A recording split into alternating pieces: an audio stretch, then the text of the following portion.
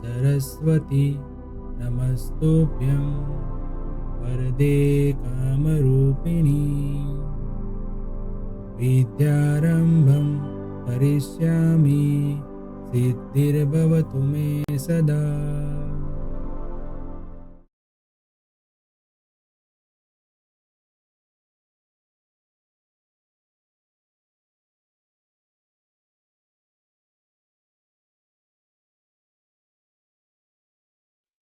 Hello everyone, welcome to Mantra learning. Friends, types of budget में आज हमारा लेक्चर नंबर 4 है। अभी तक हमने इस चैप्टर के अंदर अलग अलग टाइप्स के बजट्स जैसे कि प्रोडक्शन बजट, सेल्स एक्सपेंस का budget, material requirement budget types के कुछ बजट्स देखे। ठीक है, अलग अलग डिपार्टमेंट में अलग अलग टाइप से कोई मटेरियल होता है, उस टाइप का भी बजट किस तरीके से बनाते हैं वो भी हमने देखा।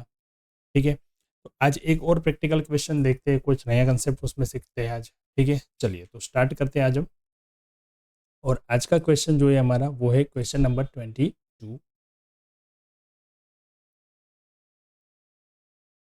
हाँ, ये यहाँ पे फोटो जो है क्वेश्चन का, उसमें नंबर जो है मैं चेंज कर देता हूँ क्योंकि पुराने बुक का मेरा फोटो है, इसलिए ये नंबर अभी 22 है, इस साल की जो बुक है उसमें। ठीक है, चलिए। Santram chemicals company limited manufactures 2 product A B and C D. मतलब यहाँ पे ये 2 प्रोडक्ट बनाते हैं। मेन प्रोडक्ट इनका हो गया 2 A B and C D by mixing the following raw material in the proportion so as under. उसमें इस टाइप का प्रपोर्शन है, जैसे रॉ मटेरियल ए और बी है, उसमें ए बी प्रोडक्ट बनती है, और सी और डी है, उसमें से सी डी प्रोडक्ट बनती है। और उसका रेशियो क्या है वो यहाँ पे परसेंटेज वाइज हमें दिया गया है। ए 80% यूज होता है, बी 20% यूज होता है प्रोडक्ट ए और प्रोडक्ट ए बी में, और सी 50%, डी 50% यूज होता है प्रोडक्ट सी डी में। The finished weight of product A B and C D are equal to the weight of their ingredients. मतलब फिनिश प्रोडक्ट जो भी बनता है वो जितना हमने इनपुट डाला है उतना ही आउटपुट रहता है। मतलब यहाँ पे कोई लॉस वगैरह कुछ है नहीं, जितना वेट हम इनपुट करते हैं उतने ही वेट को हमें आउटपुट मिलता है। ठीक है, during the month of June it is expected that 60 ton of products B and 200 ton of product C D will be sold. 60 ton of product A B and 200 tons of product C D will be sold. मतलब ये आपको sales budget दिया है यहाँ पे कि June month में हमें ए बी का जो है 60 टन सेल करना है और सी डी का 200 टन सेल करना है, will be sold. Okay, actual and budgeted inventories for the month of June are as follows.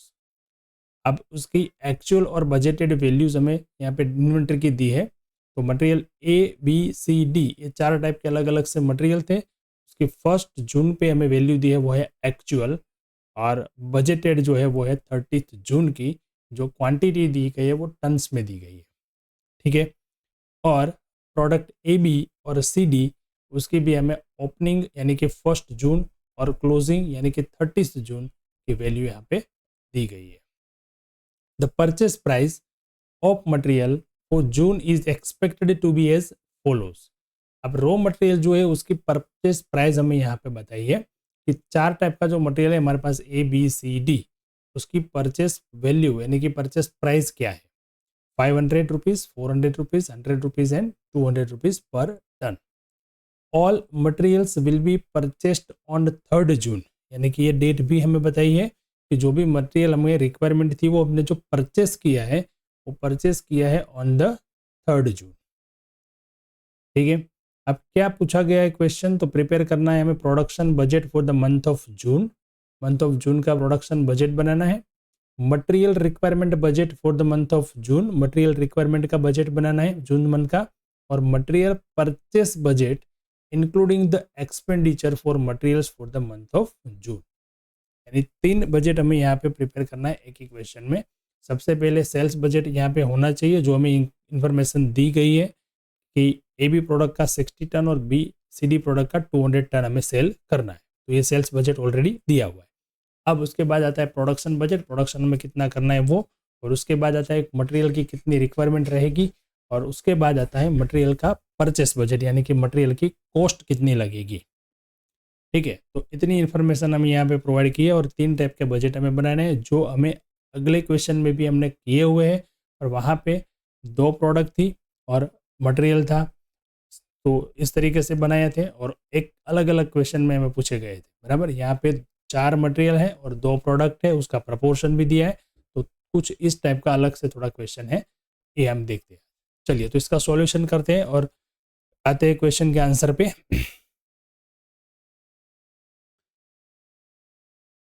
चलिए, सबसे पहले कौन सा बजट बनेगा? Production budget.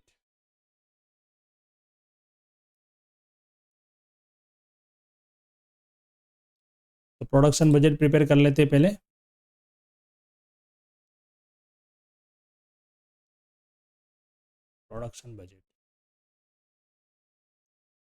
प्रोडक्शन बजट में यहाँ पे मेन जो प्रोडक्ट हमारी फिनिश गुड्स है वो आएगी, यानी कि AB और CD। सेल्स बजट हमें बताया गया था 60 और 200 टन्स। ठीक है, अब इसके बाद देखते हैं उसका ओपनिंग और क्लोजिंग स्टॉक, यानी कि देखो यहाँ पे हमें ओपनिंग बताया गया था 10 टन्स यानी 1 जून का, और क्लोजिंग गया था 5 टन। CD का 50 और 60 है।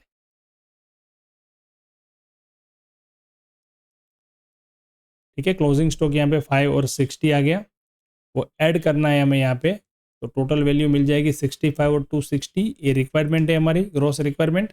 अब उसमें से ओपनिंग जो भी है हम माइनस कर लेंगे, यानी कि ओपनिंग स्टॉक 10 और 50 टन माइनस करेंगे, तो यहाँ पे रहेगा 55 और 210 टन्स, यानी कि ये हो गया हमारा प्रोडक्शन बजट। इतना हमें प्रोडक्शन करना है। बराबर। अब दूसरा कौन सा बजट था? दूसरा बजट था हमारा मटेरियल रिक्वायरमेंट। अब प्रोडक्शन तो हमें पता चल गया कि कौन सी प्रोडक्ट को कितना यूनिट हमें कितना टन्स फिनिश यानी कि प्रोडक्शन करना है, बट उसमें रॉ मटेरियल अभी कितना लगेगा, उसके लिए बनाना पड़ेगा रॉ मटेरियल रिक्वायरमेंट बजट। इससे पहले, ये बजट बनाने से पहले यहाँ पे थोड़ा क्वेश्चन में हम देख लेते हैं। देखो यहाँ पे A और B इस दोनों का रेशियो यहाँ पे दिया था 80% और 20%, और एक खास इन्फॉर्मेशन यहाँ पे हमें प्रोवाइड करी थी कि the finish weight of product AB and CD are equal to the weight of their ingredients. मतलब कि हम जितना भी यहाँ पे A और B इनपुट करेंगे, यानी कि मान लो कि यहाँ पे 10 टन और 10 टन इसका, यानी कि टोटल 20 टन हमने ऐड किया है, तो जो आउटपुट मिलेगा, जो फिनिश प्रोडक्ट बनेगा, उसका भी वेट कितना रहेगा?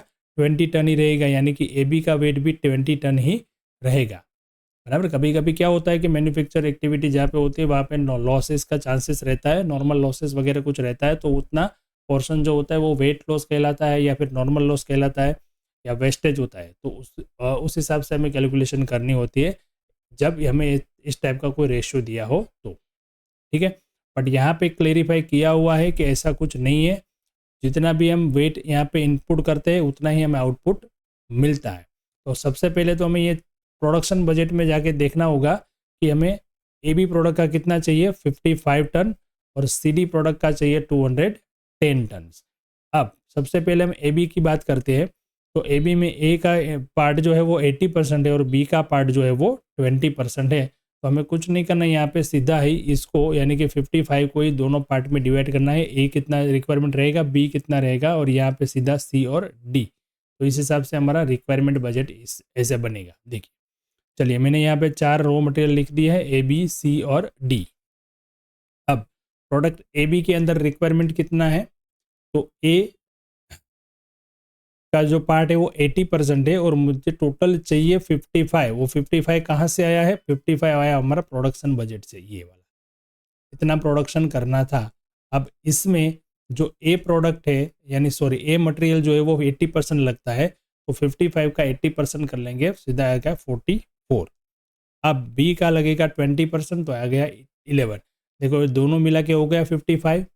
ये दोनों हमें इतना इतना इनपुट करना पड़ेगा, रिक्वायरमेंट रहेगी, और आउटपुट हमें सीधा 55 टन AB प्रोडक्ट का मिल जाएगा। ठीक उसी तरह हम CD प्रोडक्ट के लिए कैलकुलेट करेंगे, तो CD के अंदर सी और डी, नॉट ए बी। यहाँ पे टाइपिंग एरर है, यहाँ पे सी आएगा और डी आएगा। अब सी और डी का रेशियो जो था वो कितना था, 50-50%। सी भी 50% और डी का भी 50%। और रिक्वायरमेंट हमें कितनी थी प्रोडक्शन बजट में, देख लेते। प्रोडक्शन बजट में रिक्वायरमेंट आई थी 210, यानी कि प्रोडक्शन 210 करना है तो अभी रॉ मटेरियल की रिक्वायरमेंट रहेगी दोनों की 105 टन, 50-50%। यानी कंजप्शन जो क्वांटिटी में हमारा आया वो इस तरीके से आ गया, इतना मटेरियल कंजप्शन होगा। अब मटेरियल का भी ओपनिंग और क्लोजिंग स्टॉक दिया है तो मटेरियल रिक्वायरमेंट कितनी रहेगी, उसमें से मटेरियल का स्टॉक का एडजस्टमेंट करना पड़ेगा। तो देखो यहाँ पे 1 जून ये हमें ABCD चारों का जो है वो ओपनिंग दिया है और ये दिया है क्लोजिंग। ठीक है, चलिए तो प्लस, अरे सॉरी, प्राइस इन मल्टीप्लाई कर देते हैं तो 500, सॉरी प्राइस दिया था यहाँ पे, देखते चलो पहले वैल्यू फाइंड कर लेते हैं। 500, 400, 200 एंड 100, ये चारों की प्राइस जो है वो मल्टीप्लाई कर लेते हैं, मटेरियल की रिक्वायरमेंट रहेगी इतनी। तो कंजप्शन से वैल्यू में आ गया इधर 22,000, 4,400, 10,500 और 21,000। सॉरी, ये रिक्वायरमेंट बजट के अंदर हम यही कैलकुलेट करेंगे। अब आगे जो करेंगे हम परचेस बजट, कितना परचेस करना पड़ेगा हमें, वो उसके अंदर हम स्टॉक का एडजस्टमेंट करेंगे।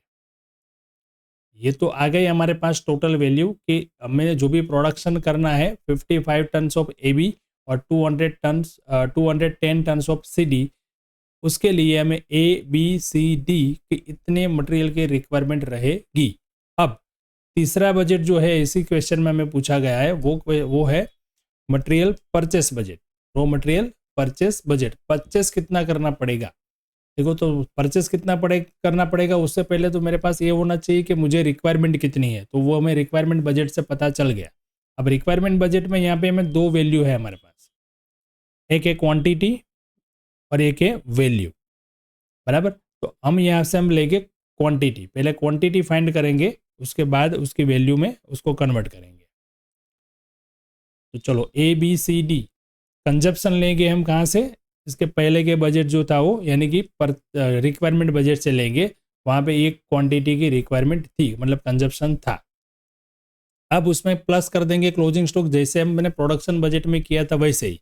अब एक क्लोजिंग स्टॉक कहाँ से मिलता है, तो क्लोजिंग स्टॉक हमें 30 जून का दिया हुआ था, देखो 20, 40, 300 एंड 200, ये क्लोजिंग स्टॉक हम यहाँ पे प्लस कर लेंगे। ठीक है, ठीक उसी तरीके से ये प्लस करके उसमें से ओपनिंग जो स्टॉक था वो हम यहाँ पे माइनस कर लेंगे, जो था 15, 10, 200 और 250।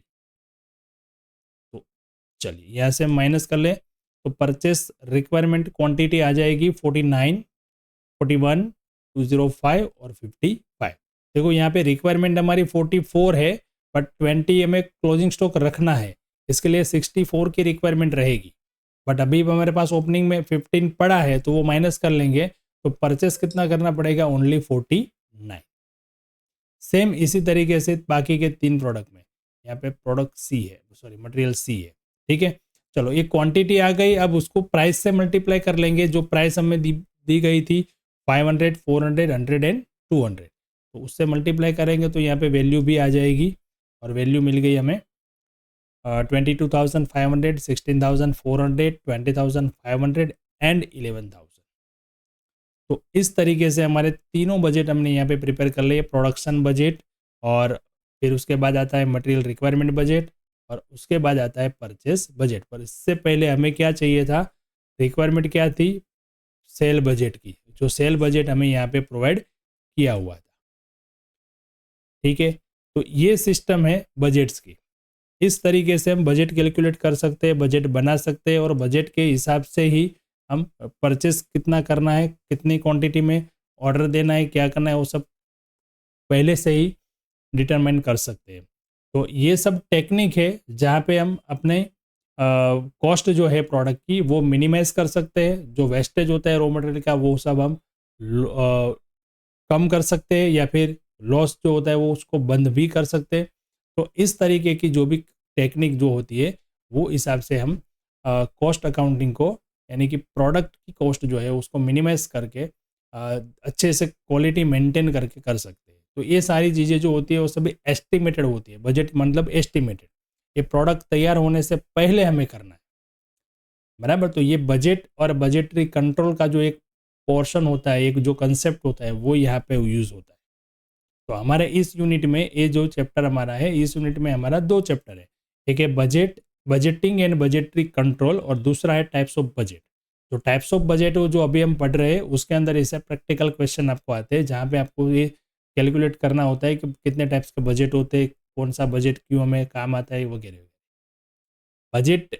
बजटिंग एंड बजटरी कंट्रोल वाला जो चैप्टर है उसमें बजट और बजटरी कंट्रोल के बारे में पूरा आपको थियरी कंसेप्ट बताना है, समझाना है कि उसके बजट का मतलब क्या होता है, कितने टाइप्स के बजट होते हैं, कौन कौन से बजट हमें कौन कौन सी इंडस्ट्री में किस हिसाब से काम आते हैं।